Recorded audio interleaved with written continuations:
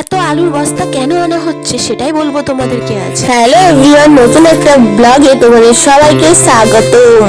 তো শুরু করছি আজকের ব্লগ। আমার ব্লগটা শুরু হচ্ছে সকালে মশলা করা নিয়ে, তারপর শুরু হয়ে গেল রান্না বান্নার মাঝখানে দেখছি আমার পাপার এই ছোট্ট বাল্বে হাওয়াটা কমে গেছে, সেটাই বাবা আবার ঠিক করে দিচ্ছে। আর তারপর আমি খেয়ে নিলাম হরলিক্স। তো 5 টাকার দুটো হরলিক্স, মানে একটা প্যাকেটের দাম 5 টাকা করে, দুটো হরলিক্স আমি ভুলে খেয়ে নিলাম সকালবেলা। আমার ভয়েসটা শুনে তোমরা কিন্তু বুঝতে পারছো যে আমার মনটা আজকে খুবই ভালো আছে। দেখো, মানুষের মন কিন্তু রোজ ভালো থাকে না, সেরকমই আমার আজকে ভয়েস দেওয়ার ইচ্ছেটা খুব বেশি ছিল।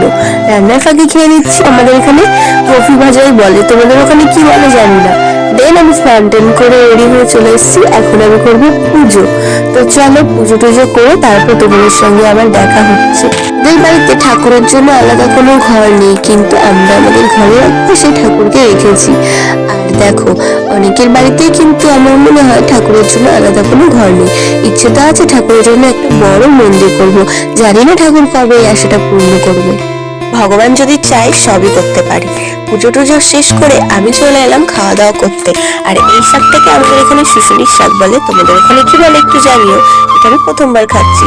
ছাদে গিয়ে কিছু রিলস করার ছিল, সেগুলো তোমরা অলরেডি দেখতে পেয়ে গেছো। আবার তোমাদের সঙ্গে দেখা হচ্ছে বিকেল বেলা। আর এই দেখো, আমার পাপার এতগুলো জামা কাপড় রোজ রোজ হয়, সেগুলোকে আমি ভাঁজ করে নিই।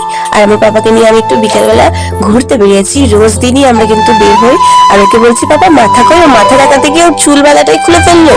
এই ব্লগটাতেই তোমাদেরকে একটা খবর দিই, আমাদের এখানে হবে পদাবলী কীর্তন অষ্টম প্রহর, তার জন্য এখানে আলু আনা হয়েছে। আর কীর্তনের ব্লগও কিন্তু আসবে, তোমরা কিন্তু দেখতে ভুলো না। বাড়ি এসে সন্ধ্যাবেলা খেয়ে নিলাম চাউমিন। তারপর রাত্রের খাবার বানানো শুরু। রাত্রে হবে আজকে আমাদের রুটি। আর এই রুটিটার জন্য প্রথমে আটাটা ভালো করে মেখে নিলাম।